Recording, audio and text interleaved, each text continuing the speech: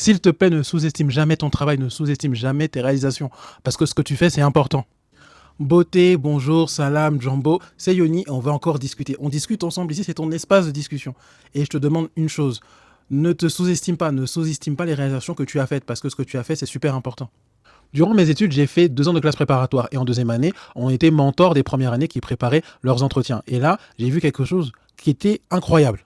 En effet, il y avait des jeunes qui avaient fait des parcours de vie de ouf, ils avaient fait des marchés, ils ont été champions de leur sport, ils ont voyagé aux 4 coins du monde, mais ils n'en parlaient pas, ils ne le mettaient pas en valeur, ils sous-estimaient toutes les réalisations qu'ils avaient faites.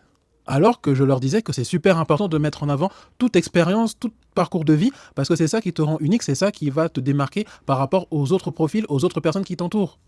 Et je sais que c'est pas facile puisque quand on réalise des choses, on se rend pas compte de la portée que ça a. Par exemple, tu vas ouvrir une entreprise, tu vas dire bah c'est normal, j'ai fait une entreprise, alors que c'est déjà un truc incroyable, le fait de se mettre au mouvement et de créer des choses. Donc je t'en conjure, je t'en supplie, ne sous-estime pas tes réalisations. Tout ce que tu as fait, tout ce que tu as pu créer, tout ce que tu as pu accomplir, il faut le mettre en avant parce que c'est ça qui te construit, c'est ça qui donne ta personnalité, c'est ça qui te donne ta particularité.